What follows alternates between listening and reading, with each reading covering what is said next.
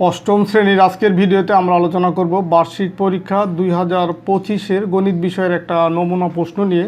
মানে এই ভিডিওটা দেখার মাধ্যমে অ্যাকচুয়ালি তোমাদের এই সামনে যে পরীক্ষাটা আছে গণিত পরীক্ষা, সেই পরীক্ষায় কী ধরনের প্রশ্ন হবে এবং সেটার প্রশ্নের ধরন সম্পর্কে তোমাদের একটা ধারণা হবে। তো এখানে দেখো প্রশ্নটা হচ্ছে পূর্ণমান হচ্ছে 100 এবং এর জন্য তোমরা পরীক্ষার সময় পাবা হচ্ছে 3 ঘন্টা। তো এখানে প্রশ্নটা থাকবে হচ্ছে কয়েকটা ক্যাটাগরিতে, যেমন প্রথমেই থাকবে তোমার হচ্ছে এমসিকিউ বা বহু নির্বাচনের প্রশ্ন, যেখানে হচ্ছে 30টা এমসিকিউ এর জন্য তোমরা এখানে 30 মার্ক পাবা। এরপরে থাকবে হচ্ছে সংক্ষিপ্ত প্রশ্ন এখানে 20 মার্ক, 15টা প্রশ্ন থাকবে, 10টা প্রশ্নের উত্তর করতে হবে, তার জন্য তুমি পাবা হচ্ছে 20 মার্ক। এই হচ্ছে তোমার 30 আর 20 হচ্ছে 50। আর সৃজনশীল প্রশ্ন বা বড় প্রশ্ন যে সেখানে থাকবে তোমার 50 মার্ক, 5টা প্রশ্নের উত্তর করতে হবে, ওখানে তোমার 8টা প্রশ্ন থাকবে, 8টা থেকে 5টা প্রশ্নের উত্তর করতে হবে, 50 মার্ক। এই হচ্ছে তোমার টোটাল 100 মার্কের পরীক্ষা হবে, যার জন্য সময় থাকবে 3 ঘন্টা। তো এখানে কিছু স্যাম্পল প্রশ্ন আমি দেখাচ্ছি বা সাজেশন হিসেবে এটা নিতে পারো। যে এইখানে বহু নির্বাচনের যে প্রশ্নগুলো থাকবে, প্রথমে দেখো যে এখানে একটা কিছু সংখ্যা আছে 2, 4, 6, 8 এরকম আছে কতগুলো সংখ্যা। তো নিচের তথ্যের আলোকে 1 এবং 2 নং প্রশ্নের উত্তর দাও। মানে এই তথ্যের আলোকে তোমার 1 এবং 2 নং প্রশ্নের উত্তর দিতে হবে। যে 1 নম্বর প্রশ্ন, যে সংখ্যাগুলো কোন ধরনের সংখ্যা। এই যে এখানে 2, 4, 6, 8, 10 এগুলো কোন ধরনের সংখ্যা। এখানে 4টা উত্তর আছে, যেটা সঠিক সেটা তোমার টিক দিতে হবে। তো এখানে এটা হচ্ছে তোমার 2, 4, 6 এটা হচ্ছে জোড় সংখ্যা, তার মানে ক নম্বর হচ্ছে এটার উত্তর। 20 এর মৌলিক গুণনীয়ক কোনটি। এই যে 20 এর মৌলিক গুণনীয়ক, তো এটার উত্তর হচ্ছে 5, মানে 5 হচ্ছে 20 এর মৌলিক গুণনীয়ক। 3 নম্বর, যে বার্ষিক 10% সরল মুনাফায় 1500 টাকার 3 বছরের মুনাফা কত হবে।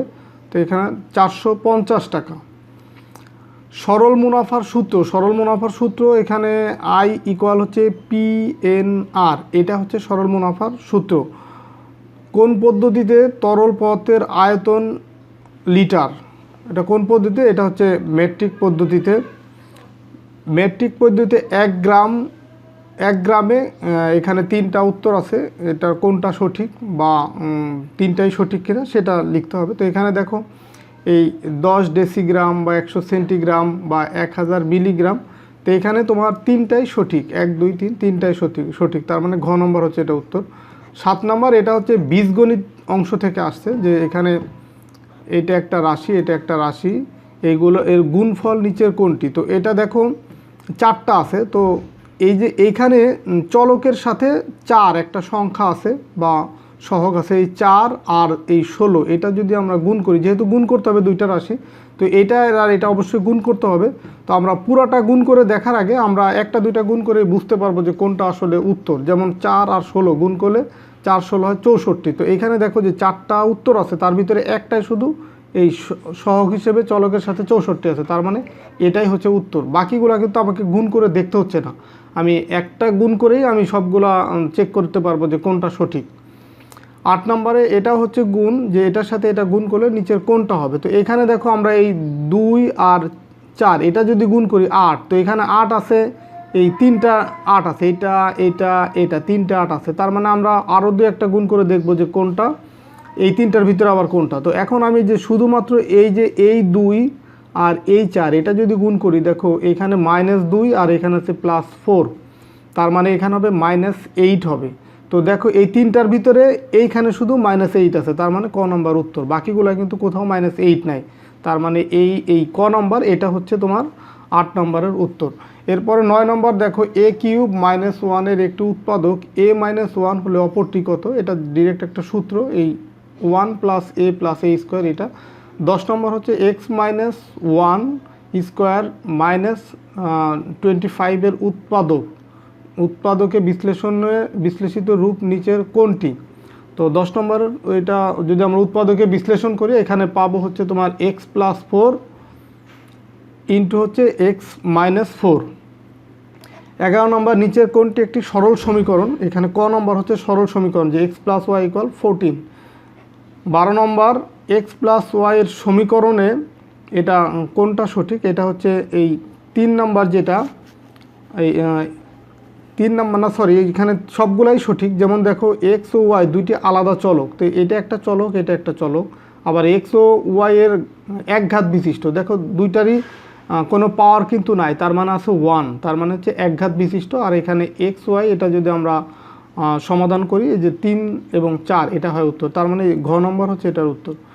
দুইটি সংখ্যার সমষ্টি 36 এবং অনুপাত 5:4 হলে বৃহত্তম সংখ্যাটি কত? তো এটা হবে 20। 10 বছর আগে কবিরের বয়স যদি 35 বছর থাকলে বর্তমানে তার বয়স কত? খুবই সহজ একটা ম্যাথ, যে এই 35-এর 10 যদি যোগ করি 45, এটা হচ্ছে উত্তর। 15 নম্বর, নিচের কোন সেটটির উপাদান 4 দ্বারা বিভাজ্য? তো এখানে সেটের ভিতরে কিছু মান আছে, তো 4 দ্বারা বিভাজ্য কোনটা? এই যে এটা 32, 36, 40, 44, এটা 4 দ্বারা বিভাজ্য। চতুর্ভুজের 4টি কোণের সমষ্টি কত? চতুর্ভুজের 4টি কোণের সমষ্টি হচ্ছে তোমার 300, চতুর্ভুজের 4টি কোণের সমষ্টি হচ্ছে 360 ডিগ্রি। এরপরে দেখো 17 নম্বর, যে এখানে আর ইকুয়াল এই যে একটা সেট দেওয়া আছে, তালিকা পদ্ধতিতে প্রকাশিত রূপ কোনটি? তো এখানে দেখো 4 এর গুণিতক এবং 4 লেস দ্যান অর ইকুয়াল হচ্ছে 16, তার মানে এটা হবে তোমার এই 4, 8, 12, 16, এটা হবে উত্তর। চতুর্ভুজের অন্তকোণের সমষ্টি কত হবে?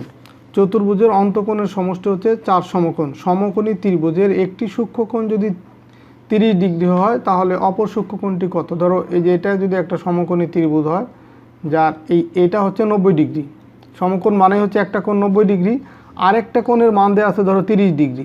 তো আমরা জানি ত্রিভুজের 3 কোণের সমষ্টি ইকুয়াল হচ্ছে 180 ডিগ্রি। তো এইটা 90 আর এটা যদি 30, তার মানে এটা হবে অবশ্যই 60 ডিগ্রি। তার মানে এই যে এই গ নম্বর হচ্ছে উত্তর। 20 নম্বর, উপাত্তগুলোর মানের ক্রমানুসারে সাজানো থাকলে উপাত্তগুলোকে কোন ধরনের উপাত্ত? বিন্যস্ত উপাত্ত, ক্রমযোজিত গণসংখ্যার সারণী। 21 নম্বর দেখো ক্রমযোজিত গণসংখ্যা সারণী, এখানে কোনটা সঠিক? ব্যতীত গড় নির্ণয় করা সম্ভব নয়, এটা সঠিক। আর হচ্ছে তোমার সঠিক হচ্ছে মধ্যক নির্ণয়ের জন্য আবশ্যক, এটাও সঠিক। তার মানে এই যে এটা হচ্ছে উত্তর ক নম্বর, বাকি এটা কিন্তু সঠিক নয়। উদ্দীপকটি পড়ে 21 এবং 22 নং প্রশ্নের উত্তর দাও। যে AEF তার মানে যে এই কোণটা বোঝাচ্ছে, যে এই কোণটা, তো এই কোণ যদি 50 ডিগ্রি হয় তাহলে ABC মানে যে এই কোণটা কত? যে এই কোণ, এটাও হচ্ছে এটা যদি 50 ডিগ্রি হয় ই কোণ, তার মানে বি কোণটাও হবে কত? এই যে বি কোণ, এটাও হবে 50 ডিগ্রি হবে, তার মানে গ নম্বর উত্তর। 23 নম্বর হচ্ছে তোমার 23 নম্বরের ক্ষেত্রে সঠিক হচ্ছে দুইটা, সেটা হচ্ছে 1 নাম্বার সঠিক, এই যে EF, এই যে এইটা EF আর এইটা, এই দুটো হচ্ছে সমান্তরাল, এটা সঠিক। আর হচ্ছে যে এটা সঠিক, তার মানে 1 আর 3, এই খ নম্বর হচ্ছে উত্তর। ঘড়ির সেকেন্ডের কাঁটার অগ্রভাগ যে পথ চিহ্নিত করে তা বৃত্ত।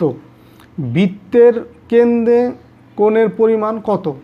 বৃত্তের কেন্দ্রে কোণের পরিমাণ হচ্ছে 360 ডিগ্রি। 26 নম্বর দেখো, 26 নম্বর হচ্ছে বৃত্তের যে কোনো দুইটি বিন্দুর সংযোগ রেখাংশকে কি বলা হয়? বৃত্তের যে কোনো দুইটি বিন্দুর সংযোগ রেখাকে জ্যা বলা হয়। বৃত্তের প্রত্যেকটি জ্যা বৃত্তকে কয়টি চাপে বিভক্ত করে? 2টি চাপে বিভক্ত করে। 28 নম্বর, AB বৃত্তের ব্যাস এবং CD ব্যাস ভিন্ন কোনো জ্যা হলে নিচের কোনটি সঠিক? ধরো এটা একটা হচ্ছে বৃত্ত, এই যে এটা কেন্দ্র, এটা হচ্ছে ব্যাস, তো ব্যাস ভিন্ন, এটা হচ্ছে ধরো A আর এটা হচ্ছে B, আর CD হচ্ছে ব্যাস ভিন্ন যে কোনো একটা জ্যা, ধরো এটা হচ্ছে CD। তাহলে এটার ক্ষেত্রে দেখো ABটা যেহেতু কেন্দ্র দিয়ে যাচ্ছে, তার মানে AB গ্রেটার দেন CD, এই খ নম্বর, এটা হচ্ছে উত্তর।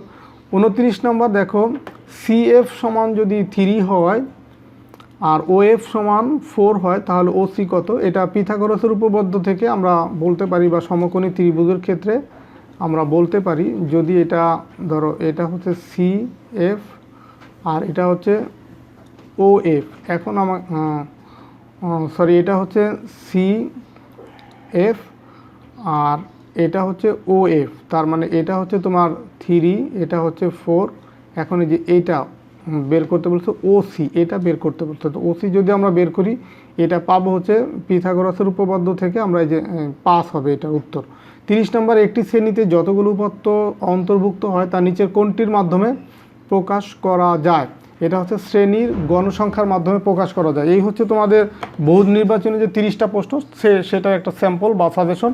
তো এছাড়া যে সংক্ষিপ্ত প্রশ্ন থাকবে এখানে তোমার 15টা প্রশ্ন থাকবে। 15টা প্রশ্নের ভিতরে তোমাকে 10টা প্রশ্নের উত্তর দিতে হবে। এখানে 10টা প্রশ্নের ভিতরে দেখো মানে এখানে অপশন আছে তোমার, যে 15টা থেকে যে কোনো তোমার 10টা তুমি অ্যান্সার করতে পারবা। প্রত্যেকটার জন্য মার্ক হচ্ছে 2 করে, তার মানে এখানে হচ্ছে তোমার 20 মার্ক। 10টা প্রশ্নের জন্য তুমি এখানে পাবা হচ্ছে 20 মার্ক। দেখো ছোট ছোট প্রশ্ন, যে ম্যাজিক বর্গ কি, বা 5% হারে 3000 টাকা, 3 বছরের সরল ও চক্রবৃদ্ধি মুনাফার পার্থক্য কত। তো এই টাইপের ছোট ছোট যে প্রশ্ন এগুলো থাকবে। এখানে 15টা প্রশ্ন, তোমাকে অ্যান্সার করতে হবে 10টা। আর এরপরে যে সৃজনশীল প্রশ্ন, এখানে তোমার 4টা ভাগ আছে, যেমন পাটিগণিত থেকে থাকবে 2টা, তারপরে বীজগণিত থেকে থাকবে 2টা প্রশ্ন, জ্যামিতি থেকে থাকবে তোমার 2টা প্রশ্ন। দেখো এই যে জ্যামিতি অংশ থেকে থাকবে 2টা, আর হচ্ছে তথ্য এবং উপাত্ত এখান থেকে থাকবে 2টা প্রশ্ন। টোটাল হচ্ছে 4টা সেকশন থেকে 8টা প্রশ্ন। তো এখানে তোমাকে 5টা প্রশ্নের অ্যান্সার করতে হবে, তবে অবশ্যই 4টা সেকশন থেকেই তোমাকে, মানে প্রত্যেক সেকশন থেকেই মিনিমাম একটা প্রশ্নের উত্তর দিতে হবে।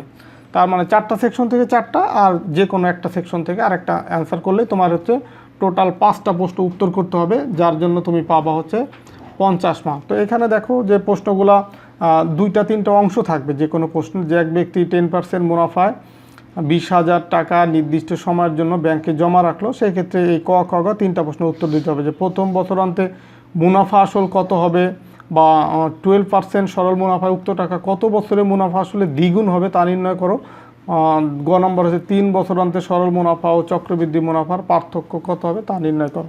তো এইভাবে এই সৃজনশীল অংশে তোমার প্রত্যেকটা প্রশ্নের 2টা 3টা অংশ থাকবে, সেগুলো তোমার উত্তর করতে হবে। তো এখানে যে বীজগণিত থেকেও থাকবে 2টা প্রশ্ন, জ্যামিতি থেকে 2টা প্রশ্ন।